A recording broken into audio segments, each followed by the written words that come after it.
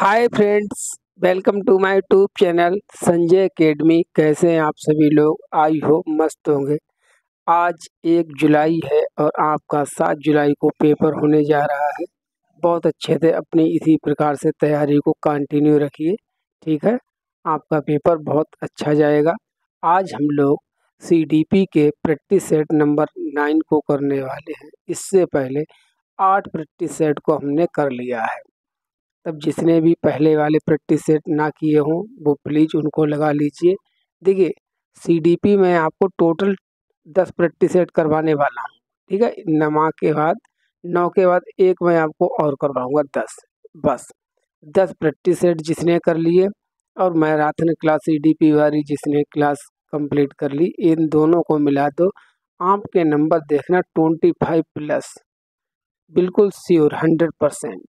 तो चलिए क्लास को स्टार्ट करते हैं। बिल्कुल भी आपका टाइम वेस्ट नहीं करेंगे, ठीक है।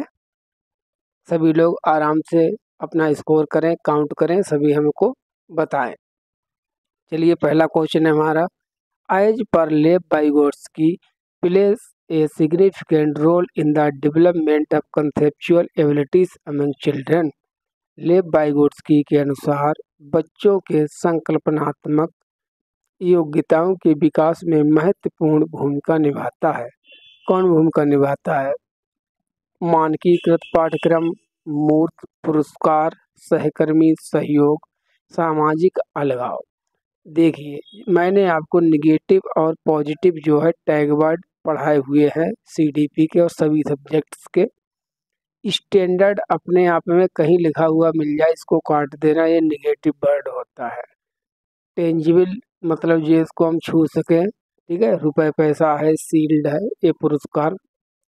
सोशल आइसोलेशन का मतलब होता है अलग कर देना, जैसे बिल्कुल रूम में बंद कर दिया, अलग कर दिया बच्चे को, वो अलग रहकर सीख रहा है। ऐसा हमको कुछ भी नहीं करना है। लेब वाइगोट्स्की ने कहा कि जो बच्चे होते हैं वो कैसे सीखते हैं? साथ साथ में सीखते हैं, ग्रुप में सीखते हैं। इसको हम कहते हैं peer collaboration. So C is our right option.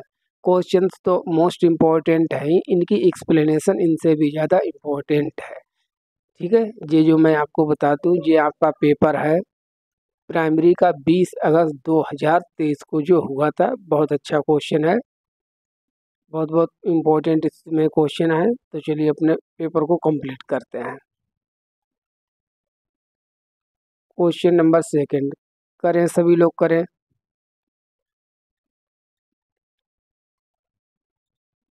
देखिए क्या है क्वेश्चन, पढ़िए।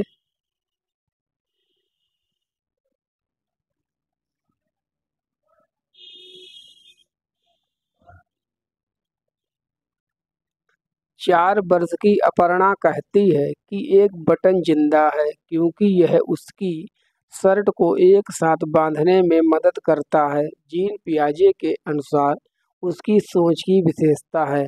अपर्णा नाम की एक लड़की है जिसकी एज कितनी बता दी है? 4 साल। वो ये कहती कि जो बटन होता है वो जिंदा है क्योंकि ये हमारी जो शर्ट है, जो हमारी टाई है, इसको बांधने में मदद करता है। ऐसी सोच है अपर्णा की। 4 साल की अपर्णा है, 4 ईयर ओल्ड अपर्णा जी है, ठीक है।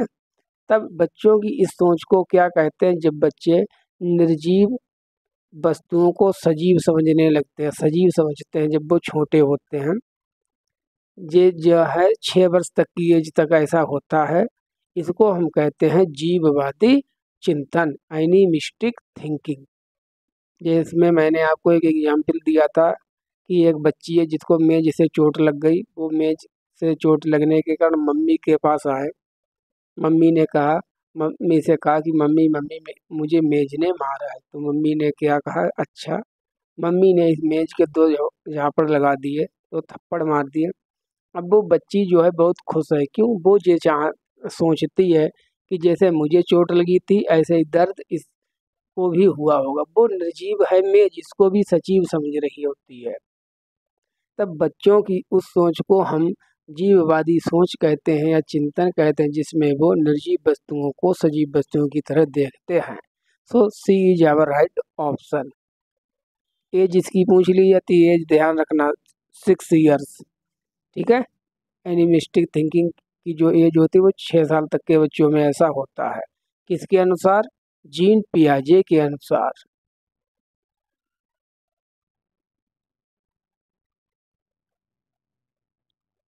ये कितने ज़्यादा क्वेश्चन लेव वाइगोट्स्की, जीन पियाजे, कोहलबर्ग से पूछे गए हैं। एक और लेव वाइगोट्स्की के सिद्धांत के अनुसार आंतरिक वाक, इंग्लिश में देख लो इनर स्पीच। क्या है ये inner speech? Is a way for children to regulate their own thinking. बच्चों के लिए अपनी सोच को नियंत्रित करने का एक तरीका है।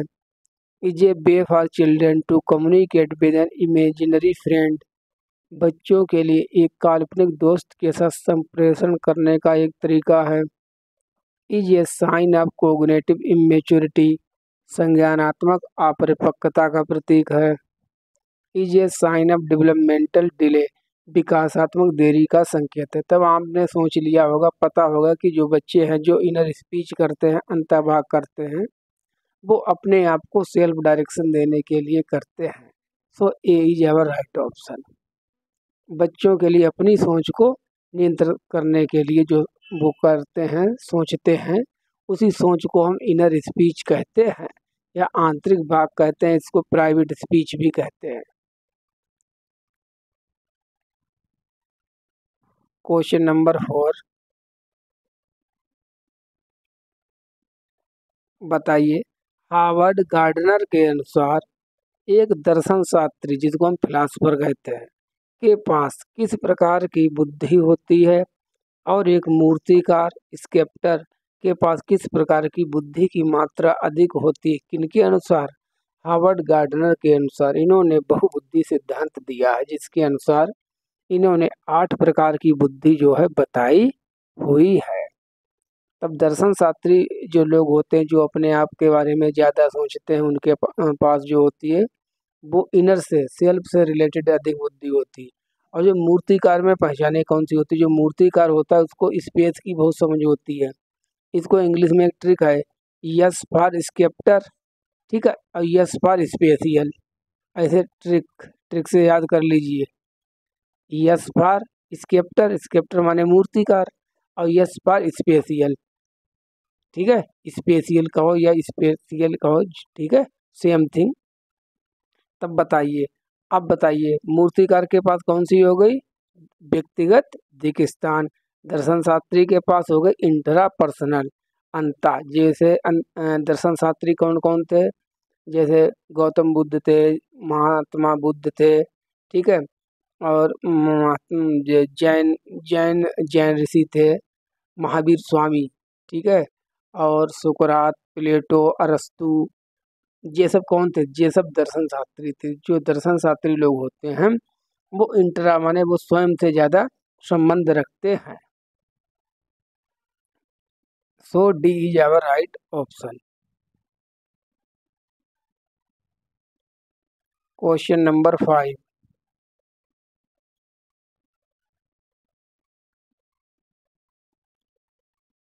निम्नलिखित में से कौन सा विफलता के लिए आंतरिक आरोपण का एक उदाहरण है?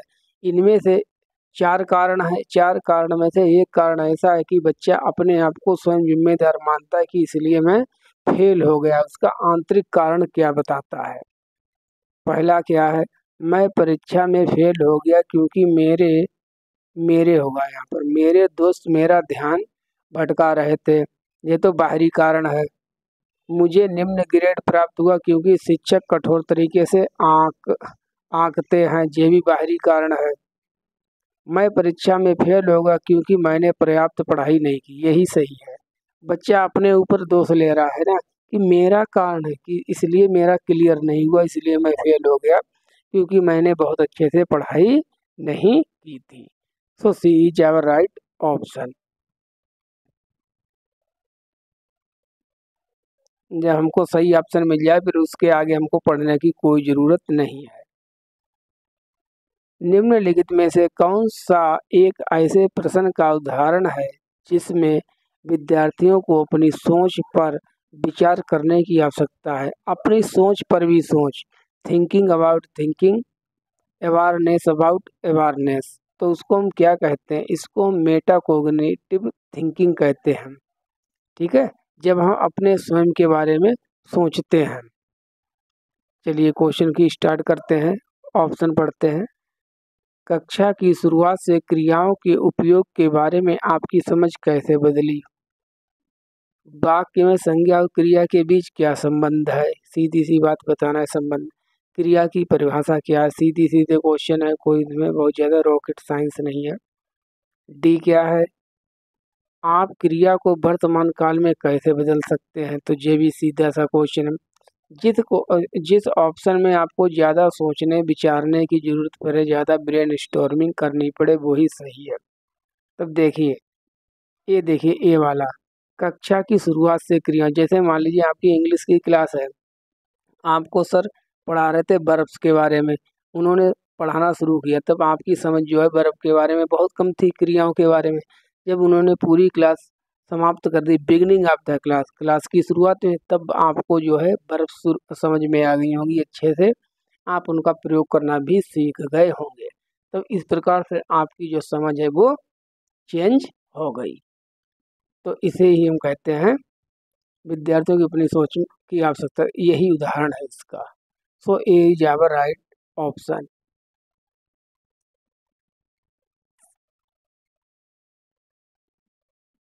ये असर्शन और रीजन वाले क्वेश्चन बहुत पूछे जाते हैं।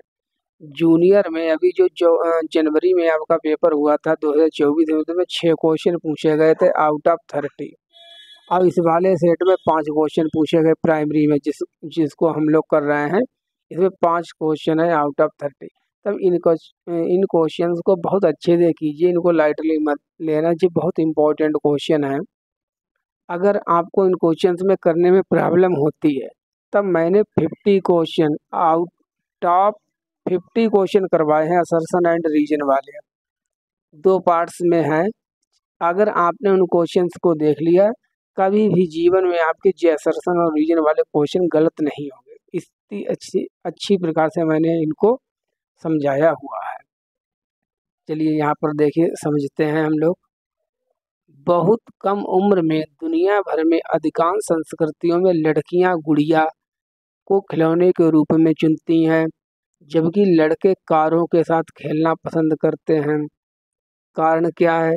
बच्चे किसी विशेष संस्कृति की अपेक्षा के आधार पर एक लड़के बारे में जानकारी व्यवस्थित करते होगा, ठीक है, और उसके अनुसार व्यवहार करते हैं। अब बताइए, अभिकथन हो गया, कारण हो गया। अभिकथन का मतलब ये है कि संसार में जो लड़कियां हैं, वो छोटे से ही, अर्ली एज से ही, वो खेलने के लिए किसके साथ खेलती हैं? वो गुड़िया के साथ खेलती हैं, डॉल्स के साथ।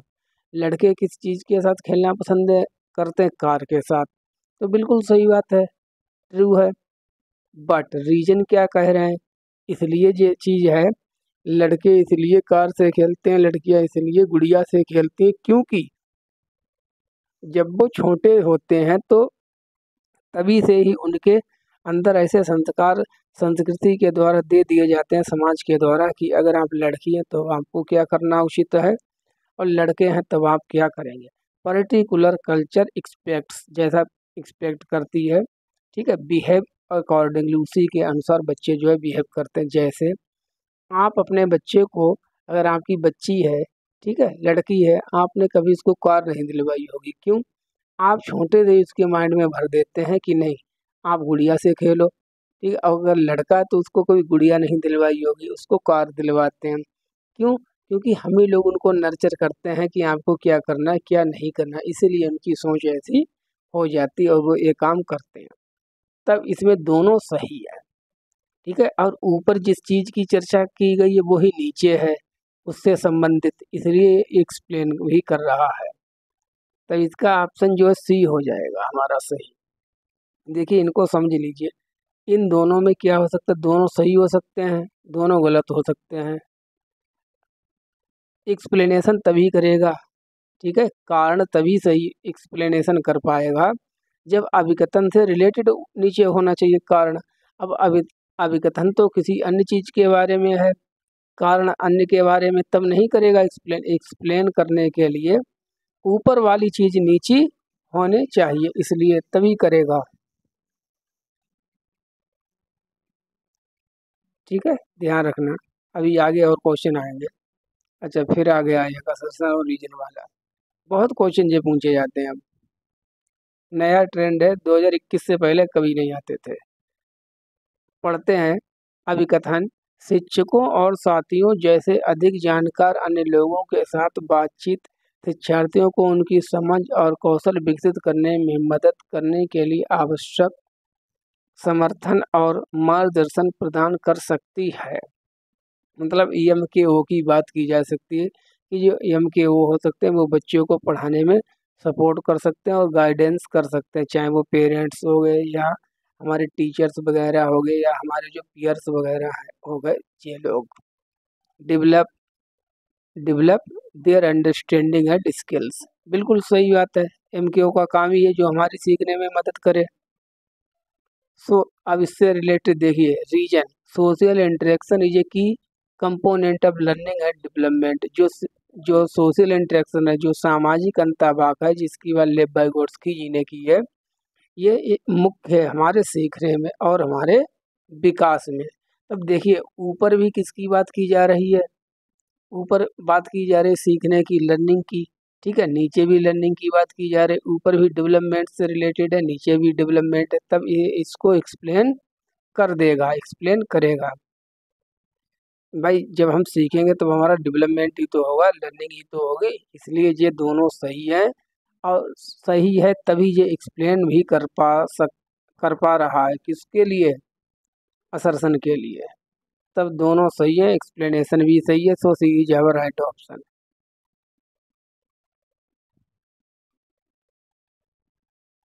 क्वेश्चन नंबर 9, वाइगोट्स्की जी से रिलेटेड कितने क्वेश्चन पूछे गए? 5 क्वेश्चन है, बताइए। एक ही सेट में 30 में से 5 क्वेश्चन लेव वाइगोट्स्की से रिलेटेड।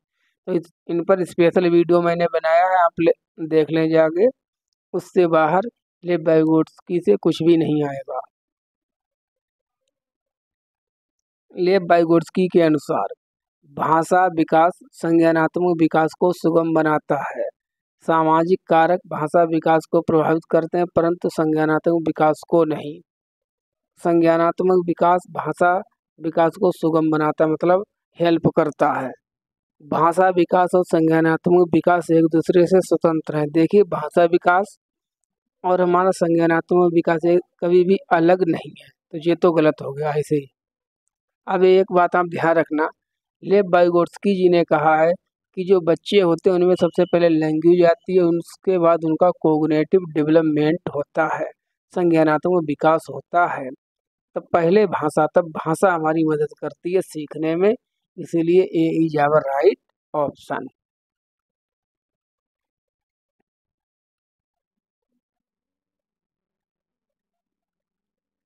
लॉरेंस कोहलबर्ग के नैतिक तर्क के किस स्तर पर बच्चे आमतौर पर मानते हैं कि लोगों को समाज की अपेक्षाओं पर खरा उतरना चाहिए और अच्छे तरीके से व्यवहार करना चाहिए? बताइए, लॉरेंस कोहलबर्ग का वो कौन सा स्तर है? जब हम समाज की बात करें कि समाज में लोग क्या कहेंगे, हमारे पड़ोसी हमसे क्या कहेंगे, उसके अनुसार हमको अच्छा बनना है, अच्छा बन के दिखाना है। तो कौन सा स्तर है? पूर्व संक्रियात्मक स्तर, उत्तर संक्रियात्मक स्तर, पूर्व पारंपरिक स्तर, पारंपरिक स्तर। देखिए, अगर आपने लॉरेंस कोहलबर्ग को पढ़ा है तब ये तो आपको पता है कि पूर्व संक्रियात्मक, उत्तर संक्रियात्मक ऐसे कोई इन्होंने स्तर ही नहीं दिए, तो इनको तो आप आराम से काट देंगे। इन्होंने तो 3 स्तर दिए हैं, पूर्व पारंपरिक स्तर, पारंपरिक स्तर और उत्तर पारंपरिक स्तर। अब बताइए, जब हम समाज के अनुसार चलते हैं, समाज के अनुसार काम करते हैं, तब वो हो जाता है कन्वेंशनल लेवल, पारंपरिक स्तर, जिसमें हम लोग अपनी पूरी लाइफ डुबा देते हैं कि हमारे पास पड़ोसी क्या कहेंगे, उनके अनुसार हमको अच्छा बनना है।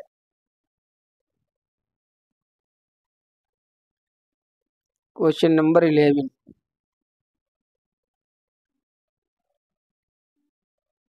बच्चों में समस्या समाधान कौशल को बढ़ाने के लिए निम्नलिखित में से कौन सा प्रभावी तरीका है? आप चाहते हैं कि बच्चे जो हैं वो अधिक अच्छी प्रकार से प्रॉब्लम सॉल्विंग कर पाएँ, उनके अंदर स्किल डेवलप हो जाए। इसके लिए आपको क्या करना चाहिए? चलिए पढ़ते हैं। Giving them opportunities to brainstorm and make intuitive guesses. उन्हें बुद्धि मंथन करने और सहज अनुमान लगाने के अवसर देना। बिल्कुल सही ऑप्शन है, यही सही है। क्योंकि बच्चों में जब तक आप बच्चों से ब्रेन स्टॉर्मिंग नहीं करवाएंगे तब तक बच्चे जो है अच्छी प्रकार से प्रॉब्लम सॉल्विंग नहीं कर सकते हैं।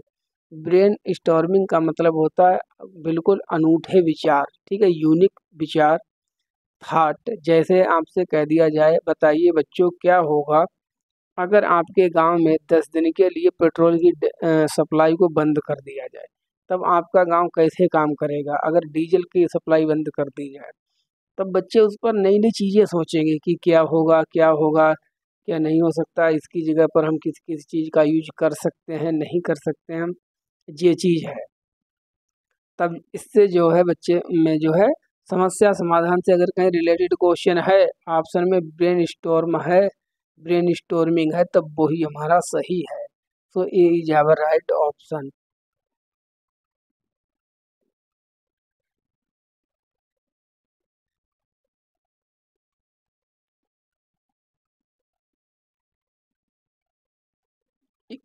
अनुभवात्मक अधिगम किस पर बल देता है, बताइए। जो चीज़ें हम अपने अनुभव से सीखते हैं वो किन चीज़ों पर फोकस करता है। एक प्रक्रिया के बजाय अधिगम को एक उत्पाद के रूप में देखना। मतलब जो हमारा जो लर्निंग है वो एक उत्पाद है, किसी को वो हम उठाकर दे सकते हैं। क्या एक वस्तु है सीखना? सीखना वस्तु नहीं है, सीखना एक प्रोसेस है, प्रक्रिया है। Developmental is a continuous process, उसी प्रकार से learning is a continuous process. Control of teachers on the learning of children, बच्चों के अधिगम पर शिक्षण के नियंत्रण पर, ये भी गलत है।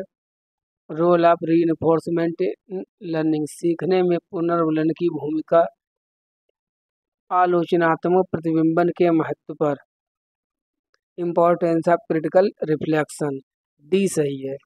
देखिए, जो चीज़ें हम अपने अनुभव से सीखते हैं जिसको हम अनुभवात्मक अधिगम कहते हैं, एक्सपीरियंशियल लर्निंग कहते हैं, इसमें मेन फोकस हमारी चिंतन प्रक्रिया पर दिया जाता है। ठीक है, कि हमें सीटी है कि नहीं, सीटी का मतलब क्रिटिकल थिंकिंग हमारी कितनी डेवलप है, कितनी नहीं है। ठीक है, तो इस चीज़ पर मेन फोकस दिया जाता है, रिफ्लेक्शन करती है। So D is our right option. बिल्कुल हम सही गलत छांटेंगे कि अब बिल्कुल बहुत ज़्यादा एक्सप्लेनेशन का टाइम हमारे पास नहीं बचा है। देखिए, फिर थर्ड क्वेश्चन आ गया असर्शन एंड रीजन वाला। देख रहे हैं आप कितने ज़्यादा क्वेश्चन आ रहे हैं। करिए। शिक्षक को सार्थक वातावरण बनाना चाहिए जिसमें सभी बच्चों की सक्रिय भागीदारी और संलग्नता। संलग्नता का मतलब होता है पार्टिसिपेशन, ठीक है, इंगेजमेंट। और भागीदारी का मतलब होता है पार्टिसिपेशन। कारण क्या है? सभी बच्चे आंतरिक रूप से सीखने के लिए प्रेरित होते हैं और सीखने में सक्षम होते हैं। बिल्कुल सही बात है। प्रत्येक बच्चा सीखने के लिए मोटिवेटेड होता है, जन्म से ही इंट्रांजिकली वो मोटिवेटेड होता है। ये बिल्कुल सही बात है, कारण सही है बिल्कुल। अब हम अभिकथन देख लेते हैं। अभिकथन क्या है?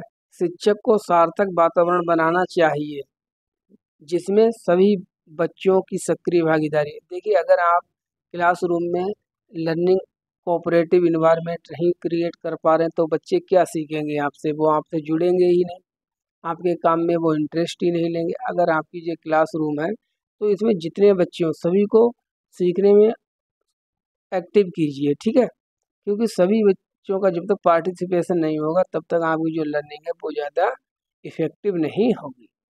तब हमारा अभिकथन भी सही है, ए भी सही हो गया, तो ट्रू तो दोनों हो गए। अब बात बचती है एक्सप्लेनेशन की। ऊपर देखो किस चीज़ की बात की गई है, सीखने की, वातावरण बनाने की। नीचे भी बात कहते हैं कि जो बच्चे होते हैं वो जन्म से ही आंतरिक रूप से सीखने के लिए प्रेरित होते हैं। तब इसीलिए जो कारण है ये इसको एक्सप्लेन कर रहा है, बिल्कुल सही है। So C is our right option.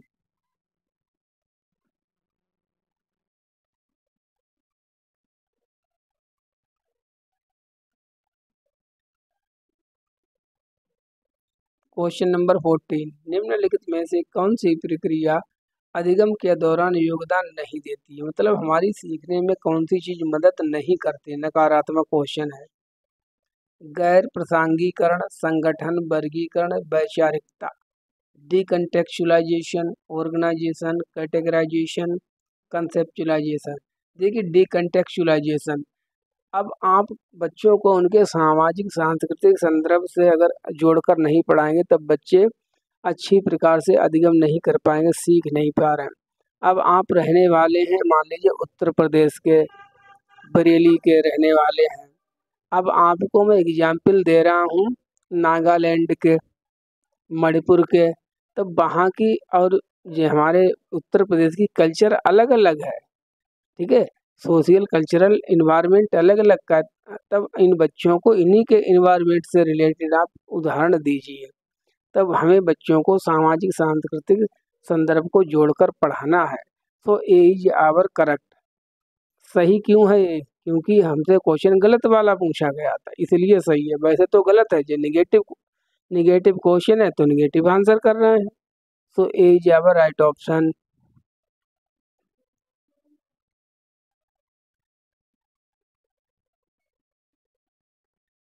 Question number 15, निम्नलिखित में से कौन सा स्थूल गतिक कौशल है? देखिए दो प्रकार के गतिक कौशल बताए गए हैं, जैसा कि मैंने आपको बताया, समझ लीजिए। दो प्रकार के गतिक कौशल होते हैं, स्किल्स होती है, मोटर स्किल्स। एक तो होती है स्थूल, ठीक है, एक तो स्थूल हो गई, और एक हो गई हमारी सूक्ष्म, ठीक है, सूक्ष्म गतिक कौशल, फाइन मोटर स्किल्स, और इनको कहते हैं, दूसरी को ग्रास मोटर स्किल। सूक्ष्म गतिक कौशल क्या होते हैं? फाइन मोटर स्किल्स, जिनमें हम छोटी छोटी मसल्स का प्रयोग करते हैं अपने काम को करने के लिए, जैसे लिखना है, कढ़ाई है, बुनाई है, और क्या हो सकता है, पेंटिंग करना है। जो काम हम अंगुलियों से करते हैं, हाथ से करते हैं, वो हमारा आता है फाइन मोटर स्किल्स में, सूक्ष्म गतिक कौशल से आता है। जो काम हम बड़ी मसल्स से करते हैं वो काम हमारा आता है इसके अंतर्गत, स्थूल गतिक कौशल के अंतर्गत। आप बताइए इनमें से कौन सा ऐसा काम है जो बड़ी मसल्स के द्वारा आप करेंगे? एक कागज पर बड़े आयत की रूपरेखा के अनुसार काटना। काटना किससे काटोगे? अंगुलियों से, सीजर के माध्यम से अंगुलियां ही तो चलेंगी। तब यह भी सूक्ष्म है, सूक्ष्म गतिक कौशल है। बुनाई किससे करते हैं? हाथों से, अंगुलियों से। तैरना, तैरने के लिए देखो हमको हाथ पैर मारना पड़ता है, चलाना पड़ता है, तो तैरना जो है वो स्थूल गतिक कौशल है। तैरना हो गया, दौड़ना हो गया, ठीक है, चलना हो गया। एक बार सीटेट में क्वेश्चन पूछा गया था, एक आदमी है वो एक टांग पर बैलेंस बनाकर खड़ा रहता है, तब ये किसका उदाहरण है? स्थूल गतिक कौशल का कि सूक्ष्म गतिक कौशल का? तब ये उदाहरण जो था वो स्थूल गतिक कौशल का था, ग्रास मोटर स्किल का था। So C is our right option.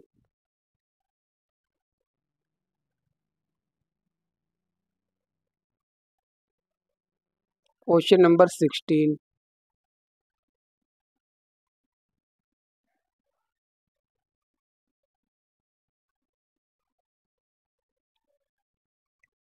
भौतिक वृद्धि और विकास, विकास के डॉट डॉट डॉट और डॉट डॉट डॉट सिद्धांतों का पालन करते हैं। देखिए वैसे तो विकास के बहुत सिद्धांत मैंने आपको पढ़ाए हैं, होते हैं, लेकिन यहाँ पर दो सिद्धांतों की बात इन्होंने की है कि कौन कौन से होते हैं दिशा वाले सिद्धांत। विभेदीकरण, एकीकरण। तो विभेदीकरण का तो कोई सिद्धांत नहीं होता है, तो गलत हो गया। एकीकरण सरल से जटिल की, और विभेदीकरण फिर कोई सिद्धांत ही नहीं होता विभेदीकरण का, ठीक है। तब ये तो दोनों गलत हो गए। अब बचे कौन से?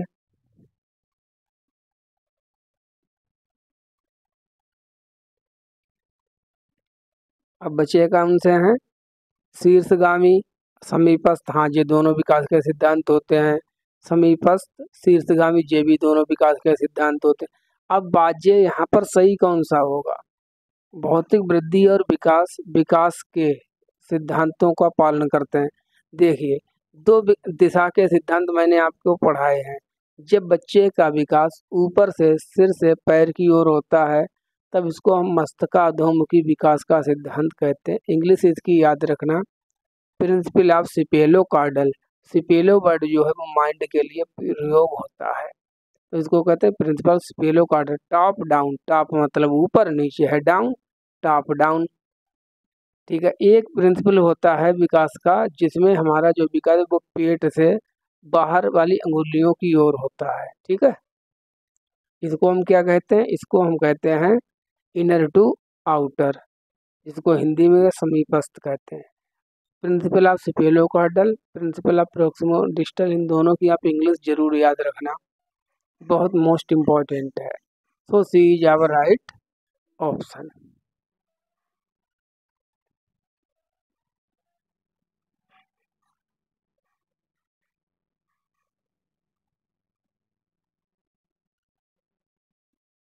चलिए करिए क्वेश्चन।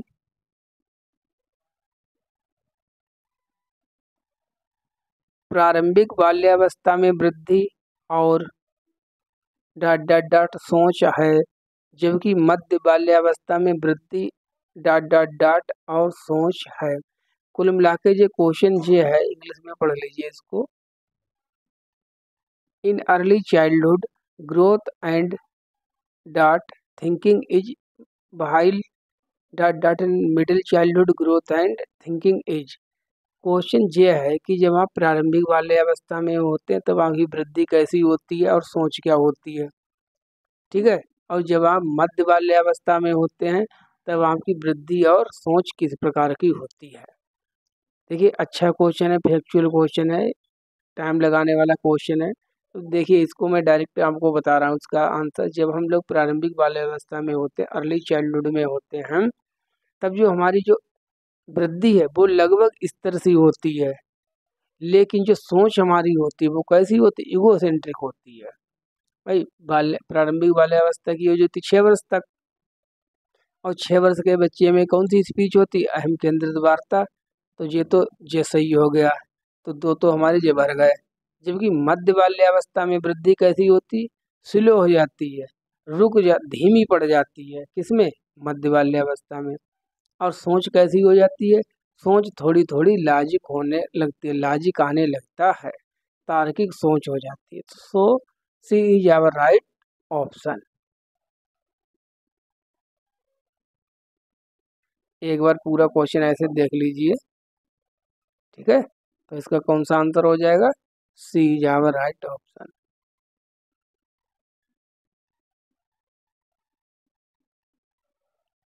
क्वेश्चन नंबर 18, अधिगम के लिए आकलन मतलब असेसमेंट फॉर लर्निंग, सीखने के लिए असेसमेंट कर रहे हैं, का मुख्य लक्ष्य क्या है, बताइए क्या इसका मुख्य लक्ष्य होने वाला है। विद्यार्थी के प्रदर्शन की तुलना एक मानक या तय पैमाने से करना। नहीं, तुलना तो आपकी कभी बच्चों की करनी ही नहीं है, तो गलत हो गया। उन विद्यार्थियों की पहचान करना जिन्हें धीमे सीखने वालों के रूप में वर्गीकृत किया। फिर यहाँ पर वर्गीकृत करने की बात आ रही है, इसको काट दो। आपको ऐसा कुछ भी नहीं करना है कि कौन ज़्यादा तेज सीखते हैं, कौन धीमे सीखते हैं, कौन मीडियम सीखते हैं, ऐसा आपको कोई भी वर्गीकरण नहीं करना है। विद्यार्थियों के प्रदर्शन का मूल्यांकन करना और ग्रेड देना नहीं, आपको ग्रेडिंग भी नहीं करनी है, तो ये भी गलत। ये सब निगेटिव वर्ड है, तब बचा क्या, चौथा सही ही होगा, पढ़ लो। लेकिन विद्यार्थियों को प्रतिपुष्टि प्रदान करना मतलब फीडबैक देना, जिसका उपयोग उनके अधिगम में सुधार के लिए किया जा सके, इसलिए बच्चों का जो है असेसमेंट किया जाता है, जिससे उनको जानकारी दी जा सके। जैसे मान लीजिए आपने प्रैक्टिस सेट लगाया, आपके क्वेश्चन 30 में से 25 सही गए, 5 तो गलत हो गए।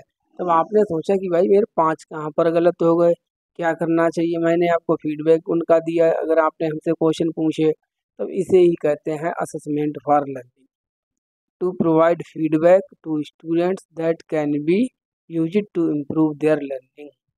सो D is our right option.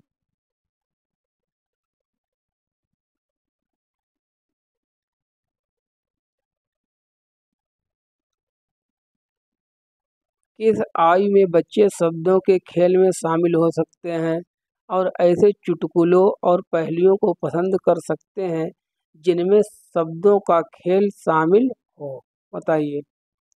7 वर्ष, 12 वर्ष, 1 वर्ष, 3 वर्ष।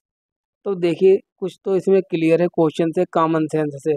1 साल का बच्चा कभी आपने पहेलियाँ वगैरह चुटकुलों की बात करते हुए नहीं देखा होगा। ना तो 3 साल का बच्चा सही से बोल नहीं पाता है, कहाँ वो पहेलियाँ चुटकुलों की आप बात कर रहे हैं। तो ये तो हो गए नहीं दो। अब 7 साल का और 12 वर्ष का ये दोनों हो सकते हैं, तब बताइए कौन सा होगा। देखिए इसमें जो आंसर है, जो आयोग ने सीबीएसई ने माना है, वो 7 वर्ष है कि जो 7 वर्ष का जो बच्चा होता है वो चुटकुलों और पहेलियों को बहुत ज़्यादा पसंद करते हैं, उनको पूछते हैं अपने साथ वालों से। सो A is our right option.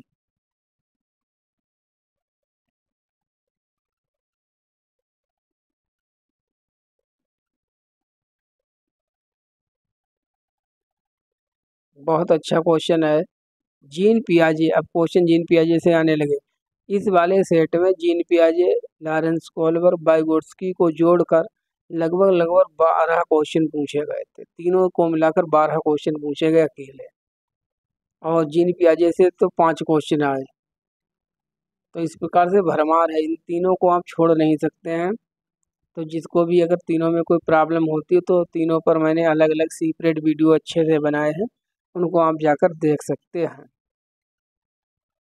Gene पियाजे के अनुसार पूर्व संक्रियात्मक चिंतन की मुख्य विशेषताओं में से एक डॉट डॉट डॉट है, जो किसी स्थिति के एक पहलू पर ध्यान केंद्रित करने और दूसरों की उपेक्षा करने की प्रकृति को संदर्भित करता है। पारगमन, कारण परिणाम का विश्लेषण, केंद्रीयन विकेंद्रीयन, बताइए क्या होगा। अब क्वेश्चन को समझने पर ध्यान दिया होगा वो कर लेगा। क्या कह रहे हैं जी कि किसी स्थिति के एक पहलू पर ध्यान देना। ध्यान दीजिए, मैंने आपको पढ़ाया था कि 5 साल की नजमा है, उसको लगता है, ये पूछा गया क्वेश्चन है सीटेट में। 5 साल की नजमा को लगता है जब मिट्टी के गोले को सांप बना दिया जाता है, ऐसे सांप बना दिया जाता है, लंबा कर दिया जाता है, तब मिट्टी बढ़ जाती है। वो क्यों ऐसा कहते हैं? क्योंकि नजमा को अभी ये लगता है कि जो गोला है वो कम है, क्योंकि इसकी गोलाई ही वो देख रही है, अब मोटाई नहीं देख रही है। इधर इसकी लंबाई देख रही है, इसकी चौड़ाई नहीं देख रही है। जो लंबा कर देते हैं तो बढ़ थोड़ी ना गई, मिट्टी तो बराबर ही रही। लेकिन वो केवल इसकी लंबाई देख रही है, इसकी चौड़ाई इसकी गोलाई देख रही है। तो वो एक ही पहलू पर ध्यान दे रही है।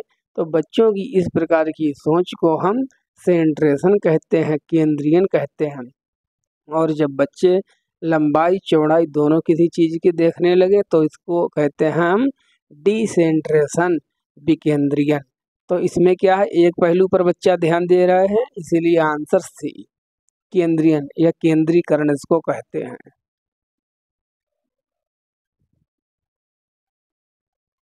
Question number 21।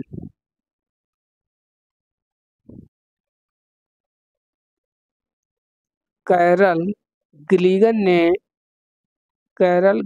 ने कोहलबर्ग के नैतिक विकास के सिद्धांत की आलोचना की है। क्यों को आलोचना की है? देखिए जो कैरल गिलिगन थी वो लॉरेंस कोहलबर्ग की एक स्टूडेंट ही थी।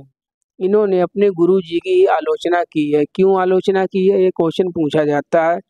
क्योंकि इनका मानना था, कैरल गिलिगन का, कि जो हमारे गुरुजी हैं लॉरेंस कोहलबर्ग हैं, इन्होंने जो अपने प्रयोग हैं वो सभी प्रयोग बच्चों पर किए हैं, लड़कों पर किए हैं, लड़कियों को इन्होंने अपने प्रयोग में शामिल नहीं किया है। तब ये कहते हैं कि जो इनका जो पर्सपेक्टिव है सोचने का वो अलग है, वो नारीवादी दृष्टिकोण से बायस इनकी थ्योरी है।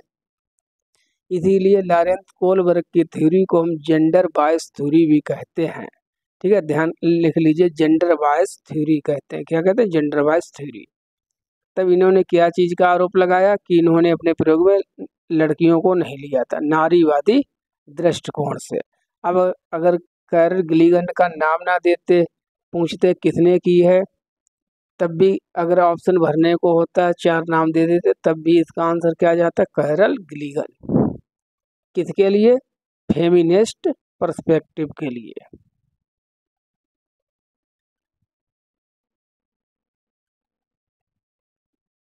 22।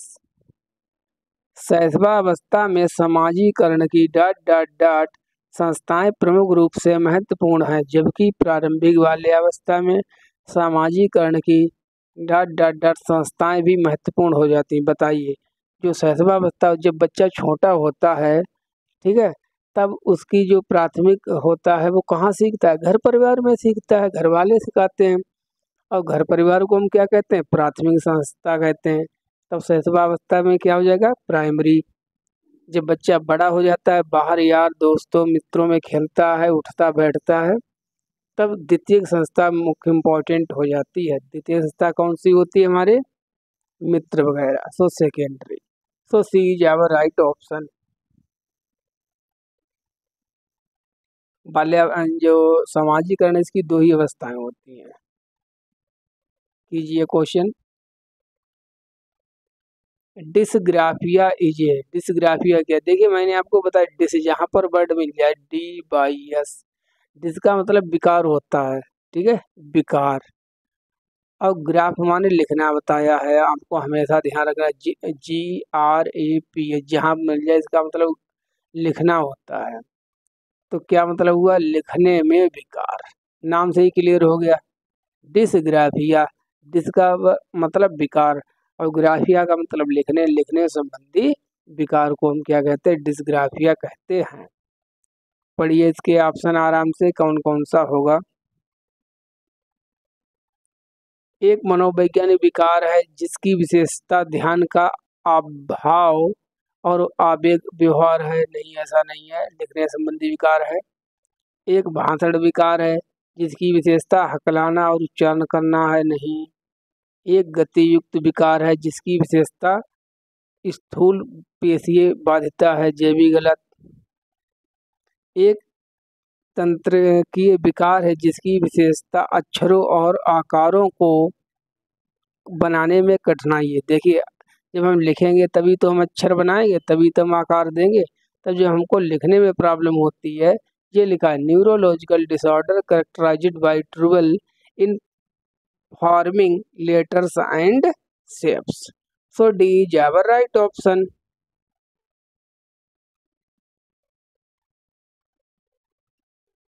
Question number 24।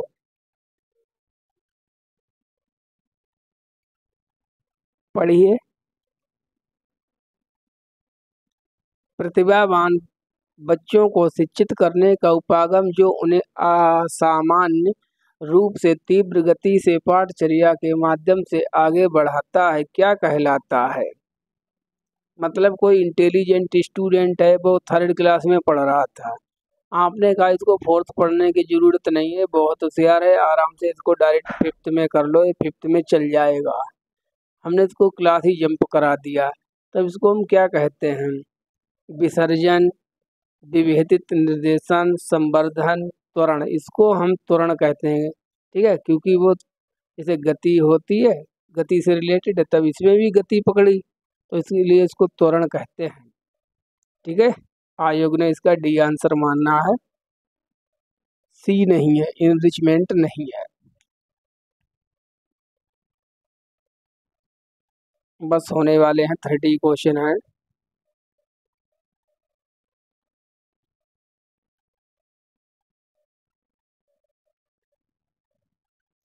निम्नलिखित में से स्वालीनता वाले विद्यार्थियों की विशिष्ट विशेषता कौन सी? अब इस क्वेश्चन को जब तक आप इंग्लिश में नहीं देखेंगे, आपका कभी सही नहीं हो सकता।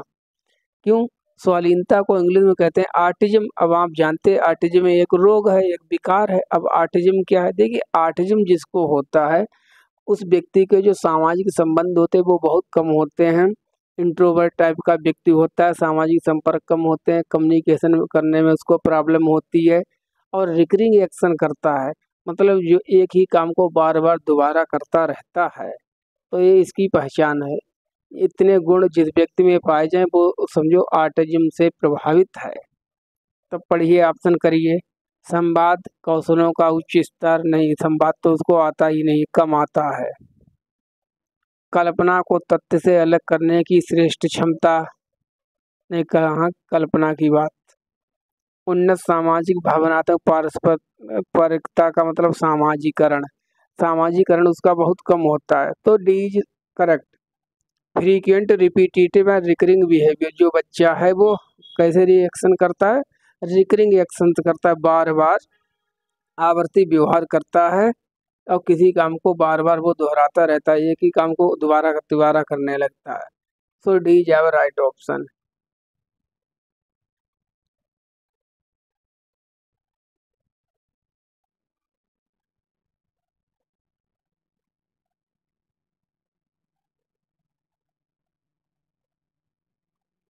शिक्षक जो समावेशी कक्षाओं की दिशा में काम कर रहे हैं उन्हें चाहिए। देखिए जो भी टीचर है वो समावेशी, अगर आपको वर्ड कहीं मिल जाए तो सबका साथ सबका विकास, और आई बराबर जी प्लस एस, मतलब इंक्लूसिव का मतलब होता है सबको लेना, चाहे वो सामान्य बच्चा हो चाहे वो विशिष्ट बच्चा हो, दोनों को एक ही क्लास में पढ़ाना। आप अगर इस प्रकार के टीचर हैं तब क्या क्या आप करेंगे बताइए। पाठचर्या में अनुकूलन करेंगे, सभी बच्चों के अनुसार पाठचर्या बनाएंगे, सही है। विविध दृष्टिकोण को शामिल करेंगे, अगर बच्चे को एक मेथड से नहीं समझ में आए तो दूसरे मेथड से समझाएंगे, सही है। अपने स्वयं के अंतर्निहित पूर्वाग्रहों की जांच करेंगे, हाँ सही है। अगर आप ही किसी चीज को लेकर बायस हैं तो अपने आप को ठीक कर लीजिए, ये भी सही है। सी डाइवर्सिटी एज एन ऑब्स्टिकल, जो डाइवर्सिटी होती है उसको आप बाधा के रूप में नहीं एक संसाधन के रूप में लेंगे। तो चौथा तो हमारा गलत हो गया। अब चौथा जहाँ जहाँ है वो ऑप्शन नहीं होगा। देखिए इसमें भी है, ये भी नहीं होगा, ये भी नहीं होगा, ये भी नहीं होगा, तब कौन सा बचा, सी। सी इज आवर राइट ऑप्शन। सी सही हो गया।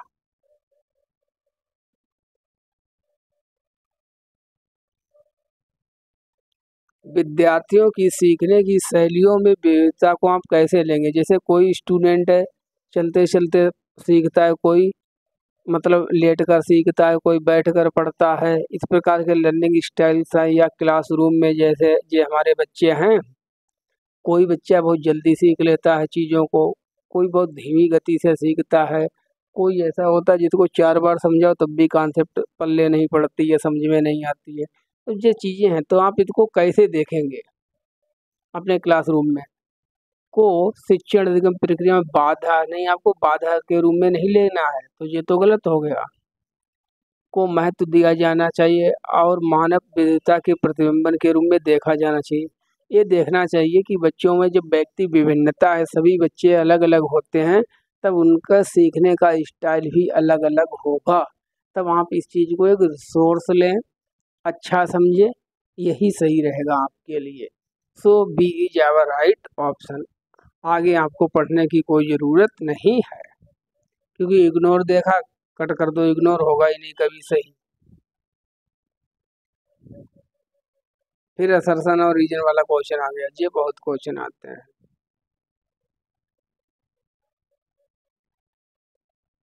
अभिकथन, शिक्षार्थियों के बीच समालोचनात्मक चिंतन को सुगम बनाने के लिए शिक्षकों को उन्हें विविध परिस्थितियों और विभिन्न दृष्टिकोणों से अवगत कराना चाहिए। कारण क्या है, जब विद्यार्थी विविध मतभेदों के बीच बातचीत में संलग्न होते हैं तो वे समालोचनात्मक और रचनात्मक रूप से सोचने की अपनी क्षमताओं को सीखते और समृद्ध करते हैं। तो रीजन का मतलब असर्शन हमारा ये कहता है, विकथन ये कहता है कि हमें बच्चों में समालोचनात्मक चिंतन को विकसित करने के लिए उसको हम एक ही चीज़ के अलग अलग पहलुओं से समझाएं, अलग अलग दृष्टिकोण से हम उस चीज़ को समझाएं, दिखाएं। सही बात है, बच्चे में क्रिटिकल थिंकिंग विकसित होगी। रीजन क्या कह रहे हैं कि जब विद्यार्थी विविध मतभेदों के बीच बातचीत में संलग्न होते, मतलब सभी के किसी एक ही इशू पर अलग अलग विचार हैं, तब बच्चों को ज़्यादा चीज़ें सुनने को मिलती, ज़्यादा सीखने को मिलता है, और उन बच्चों में समालोचनात्मक और रचनात्मक चिंतन विकसित होता है। तो ये भी सही है। ऊपर भी समालोचनात्मक की बात की गई है, नीचे भी समालोचनात्मक की बात की गई है, सही दोनों है, तो ये एक्सप्लेन भी करेगा। ऐसे आप ट्रिक लगा लीजिए, तब ये हो जाएगा हमारा सी। ये यहाँ पर मिसप्रिंट है, यहाँ पर आगे लिखा है, ठीक है, ये 2 बार हो गया। ए और आर दोनों सही है, दोनों होगा, गलत की जगह दोनों होगा। ठीक है। क्वेश्चन नंबर 29, निम्नलिखित में से अधिगम का प्राथमिक लक्ष्य कौन सा होना चाहिए, बताइए। सीखने का प्रथम उद्देश्य आपका क्या होगा? Development of critical thinking, memorisation of facts, केवल याद करना, रटना, काट कर दो। वीक में एक्सीलेंट, रोट, रिहर्सल, रोट माने भी होता है रटना, गलत। कंपीटिंग, कंपटीशन को बढ़ावा देना, नहीं, आपको कंपटीशन को भी बढ़ावा नहीं देना। जब तीन गलत हो गए, चौथा हमारा सही होगा। तो हमें बच्चों के अंदर समालोचनात्मक चिंतन का विकास करना है, इसीलिए ये हमारा सही है।